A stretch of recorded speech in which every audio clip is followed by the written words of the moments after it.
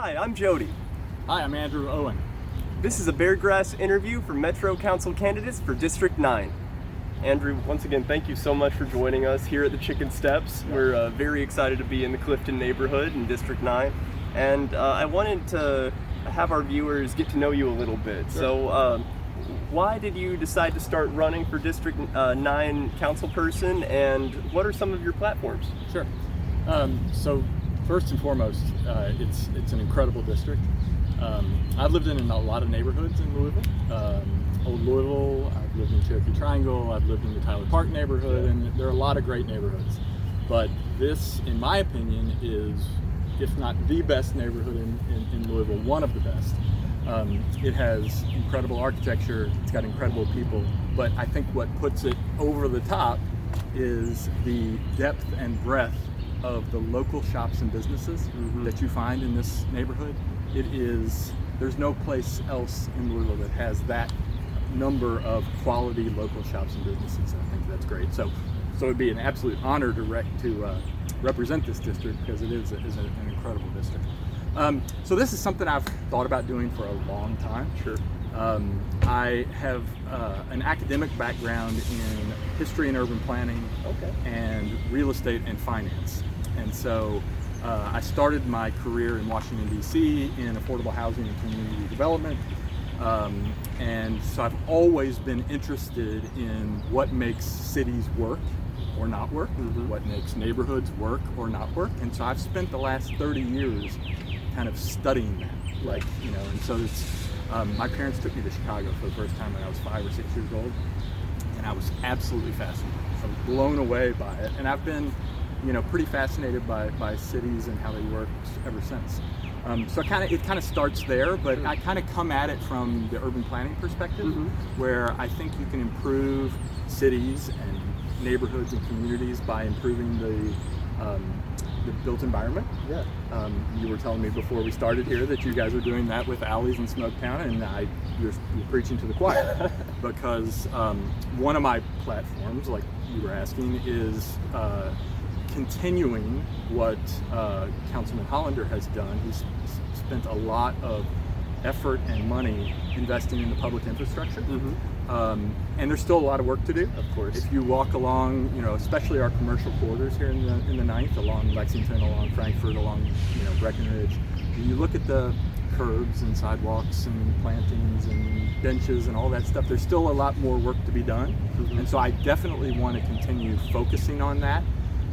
I think it's one way that you can support these local shops and businesses, by making those commercial corridors as nice and inviting as you possibly can, so people will want to be out walking along those corridors, popping into the shop, popping into the restaurant, popping into the boutique, whatever. So that's one of my focuses. And then I think more broadly, social justice is going to be a huge part of my platform. We've got a lot of issues in this city, and there is no silver bullet that will fix all of them. But if we start to invest in the people and places that have the least social, political, and economic capital, we can start to mitigate some of those various issues that we face community-wide. And then the last thing I'll say, just about platform, is as far as public safety, it's an issue that I think is on a lot of people's minds. And in my opinion, the first step that we have to take to improve public safety is to rebuild the trust and the faith between the citizens of this community and the police force, LMPD. And until we can rebuild that faith and that trust between the two parties, and I think it's a two-way street there. I think neither side has faith or trust in the other side, but until we rebuild that faith and trust, then the uniform and the badge don't mean anything. Wonderful. You hit on a lot of topics that I absolutely love. It's talking about the built environment, and also coming into politics with an urban design background. That's a rarity nowadays for politicians to have, and it's so needed, in our neighborhoods.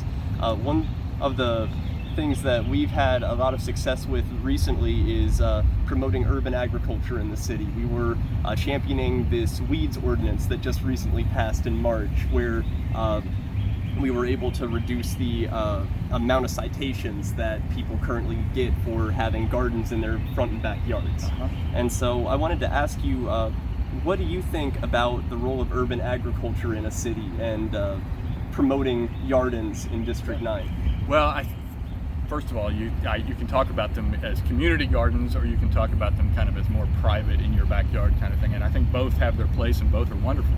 Certainly in my family, we have a raised garden, and we can't grow enough arugula to satisfy us. Sure. You know, we just, even though it's called the rocket plant or whatever, I think it's called the rocket plant, and it grows very fast, we just can't grow enough of it to satisfy us. So we do a lot of that. I am actually the waterer and the caregiver of the plants, and my wife Nancy is the planter. Okay. It's not necessarily that I don't want to get dirt underneath my fingernails. It's a great thing. I have young kids. It's a great thing to show them where food can come from and how that works. That's on the private side. On community gardens, I mean, all you have to do is look over here on Payne Street, and there was a wonderful community garden for years, kind of in the front yard of the Nazareth home there along Payne Street. And it just brought everyone along that corridor that lived along there together. And again, it does all of those same things for the environment and food and all of those things. But from a community standpoint, I think it's another thing that we can do to kind of reinforce that social fabric of a neighborhood, that brings people together and makes people feel like they're kind of in this together, right? And so I think if we can promote more of that, the better. I wanted to ask more about, where do you think the role of transit is in a city, and the role it plays in just a local neighborhood? Yeah.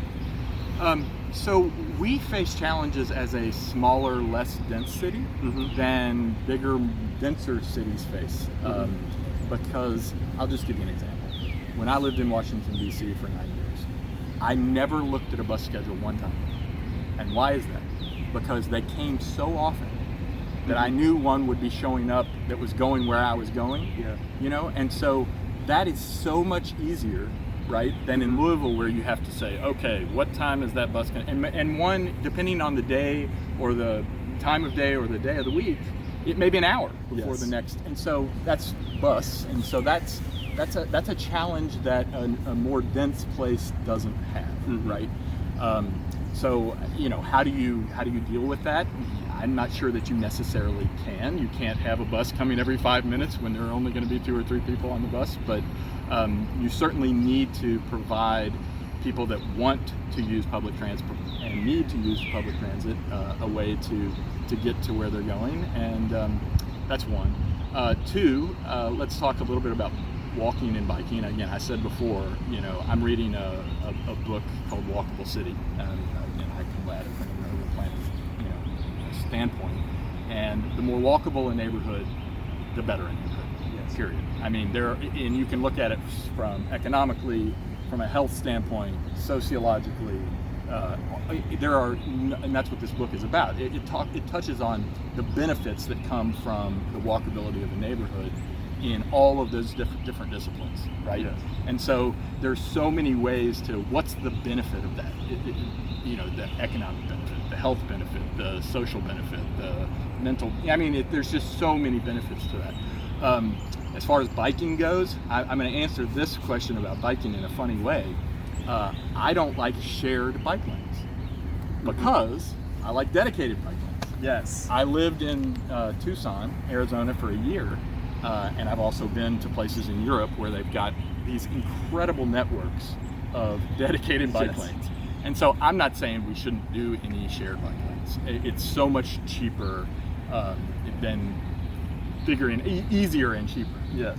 Than figuring out where am I going to take part of somebody's front yard to make a dedicated bike lane? Stuff like that. It's very difficult to do, but if you go to a place that has dedicated bike lanes, you are forever changed. You cannot come back to a shared bike lane and say, oh, this is great. But listen, again, this connectivity issue between neighborhoods, between urban and suburban, between regions across the river, the more connectivity you have, again, the better, Yeah. again, from an economic standpoint, from all of the ways that we've been talking. So, Andrew, one of the biggest things that we have championed for in Smoketown is converting these one-way streets in the urban core into two-way streets, making it a little bit safer for pedestrians and the residents. And I wanted to get your thoughts on whether or not you support two-way street conversions, or your thoughts on roads in general. Yeah, I don't know that there is a situation where I would support a one-way street staying on a one-way street. I mean, I know that's a blanket comment, and there may be some reasons out there somewhere Sure. that makes sense. But like we were talking about before, the only reason we have one-way streets in and around downtown is so commuters can get home more quickly, which is a decent enough idea, except for the damage that it does to the local neighborhoods that those streets go through. It makes it more difficult for neighborhood businesses because it's harder to get there. It makes it less safe because you've got to walk on the street, because you've got traffic going faster, which is the point, right, of getting commuters out faster. And so, again, it's one of these unintended consequences, I think. You know, they were like, we need to get these downtown workers home as quickly as possible to make their lives more efficient. Okay, which is a fine cause. It's a fine thing to try to achieve, right? But I think the unintended consequences were you're killing the neighborhoods and making those neighborhoods less accessible, less business friendly, less pedestrian friendly, less neighbor friendly, you know, in the process. One of the things that we have seen a lot of recently in the shotgun neighborhoods around downtown, and I think I've even seen it more a little bit on Brownsboro here, is neighborhood rebranding. A lot of investor groups, a lot of out-of-state investors, they come into a neighborhood, and for Smoketown specifically, they're calling it Greater Nulu, they're calling it Greater Germantown, and you know, it really makes a lot of residents concerned that their identity is being erased. And so I wanted to get your thoughts on what you feel about neighborhood identity and placemaking. Well, the first thing I would say to that is I don't think it works. Yeah. I mean, you can call something whatever you want, but if the people that live there don't recognize that label and don't adopt that and embrace that label, then it's going to be a passing fad. That, you know, I'm not a marketing guy, so I mean, I kind of don't buy into the whole thing. Now, listen, I will say that one of the few times that it worked was Nulu, but that was a very unique circumstance. We had a particular group of investors who had extremely patient money that could go in and seed that neighborhood in a way that you almost never have in other situations.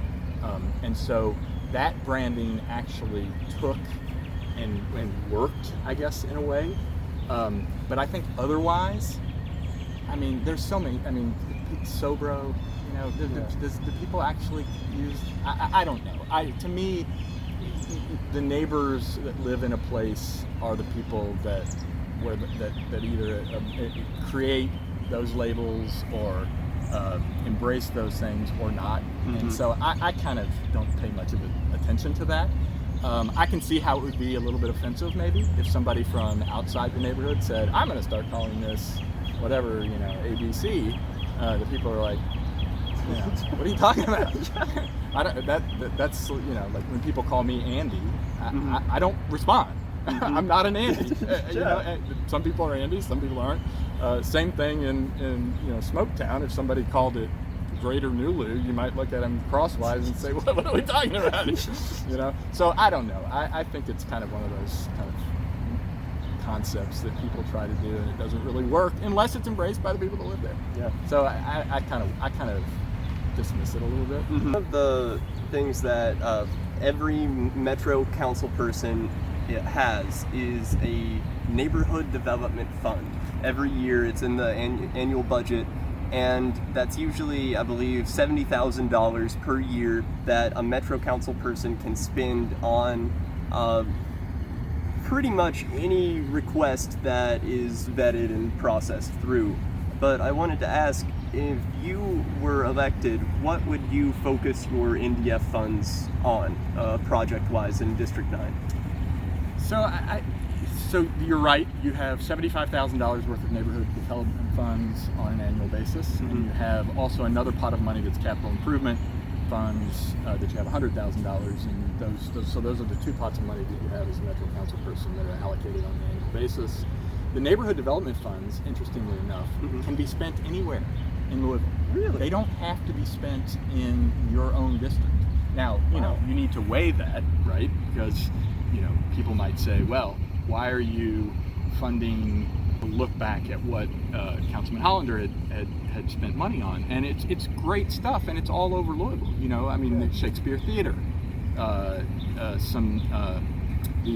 Blessings in a Backpack, all sorts of things. So when I think of that neighborhood development fund, sure, a lot of that's going to be spent in the 9th district, but you can also use that money to seed other neighborhoods as well. And so some of that, when I talked about, you know, social justice earlier, you know, and you say, who are you going to invest in? Who and where are you going to invest? Some of that can be, I'm going to invest in invest in a playground at a JCPS school that's not necessarily in my district. Or I'm going to invest in a food pantry that's not necessarily in my district. That still, in my opinion, qualifies as neighborhood development. That's maybe not Clifton, it's maybe not Crescent Hill, it's maybe not St. Matthews, but it is neighborhood development funds. And I think most council people see it that way. Maybe some don't, but the capital improvements fund that I talked about, the 100,000, that's the piece that I would focus more on, the public infrastructure. And neighborhood development, I think I would focus on marginalized people, and that would be services, arts, all sorts of things that benefited the neighborhood, but also served marginalized people. Andrew, one of your platforms that you mentioned earlier was improving the relationship between the community and the police. And so if you could elaborate a little bit. So I've had a number of conversations with current LMPD, retired LMPD, some judges that are pretty familiar with the system. And a couple of things for me. I think as a government, number one, we need to be able to tell the rank and file LMPD that we support them, because a lot of them feel like they've been thrown under the bus. Now, I'm not saying that we support them, you know, without accountability, without maybe some changes in the way the force is structured, without changing maybe the way they're trained and things like that. But you cannot have a police force operating when they feel like they don't have the trust and support of the community.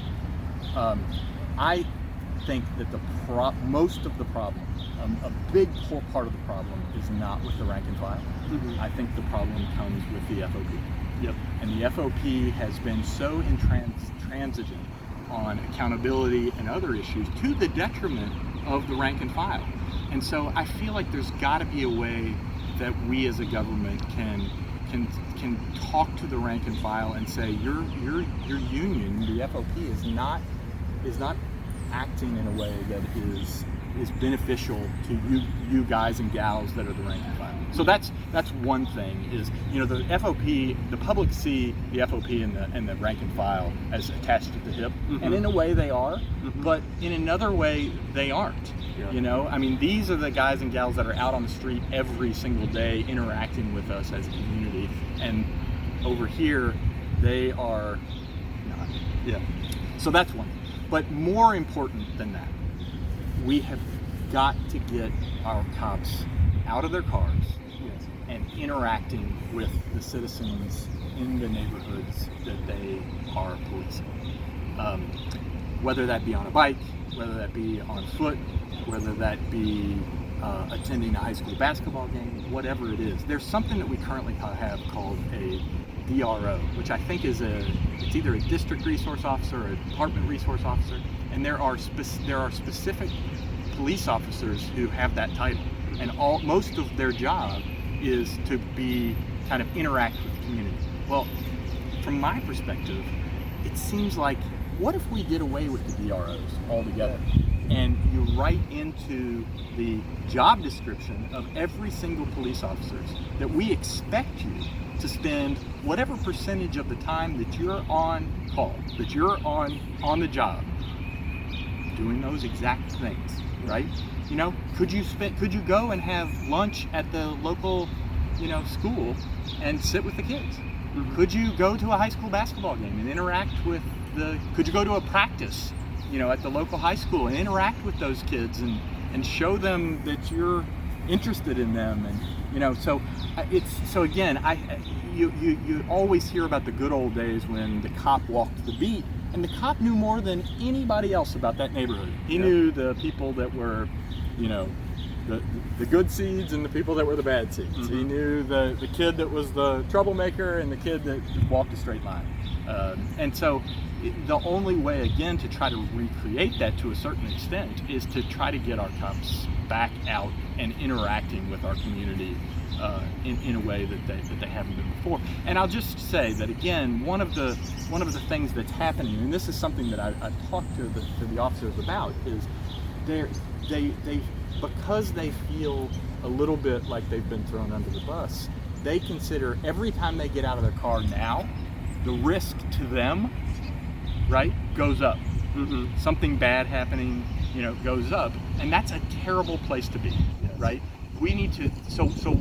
We've got a force right now that's more reactionary. Mm-hmm. They respond to the calls that they get called out on, but they're not being as proactive in a way that can avoid future crime, right? Mm-hmm. You have to have a proactive police force that's doing all of those things. But they feel like every time I get, out of the car, the risk of something bad happening goes up. Mm-hmm. And so again, it's not a simple solution, but those are a few things that I think that we need to do as jumping off points anyway to improve the situation. That makes a lot of sense. No, thank you for answering that. Sure. Andrew, our last question for you is, you get elected, the celebrations are finally over, you sit down at your desk the first day on the job. What is the first thing that you do as a duly elected Metro Council person? So I'm going to go back to my roots and talk again about urban planning and built environment. And I think there are obviously, everybody loves public art, like big sculptures and fountains and all that stuff. But I think I'm going to focus in a way that we can do it pretty quickly on some small, inexpensive public art kind of installation kind of things that we can do again along the commercial corridors in District 9 that people will notice. Mm-hmm. So I want them to be able to see that something different has happened, right? Yeah. That some change, however minor, it will be something colorful, something pretty, something that catches your attention. So I want to do some kind of program of public art. And again, inexpensive public art installations that people will notice. Wonderful. It's a very small, very simple, but I also think it's doable. Yes. As opposed to I'm gonna solve the world's problems and we're gonna have world peace. First day on the job, right? Having that, like, small changes to the urban environment makes such a difference, and we've seen that just in our work, and I really do appreciate that. Yeah. So there's your answer. Yeah. It's doable and practical. Hi, I'm Andrew Owen, and I'm running for Metro Council in District 9. If you want to find out more about my campaign, please go to Owen4council.com, and you can follow me on Facebook and Instagram. I'd also be happy to answer any questions that you might have by email. The email address is info@owen4council.com. Make sure you vote on May 17th. That's the lifeblood of our democracy.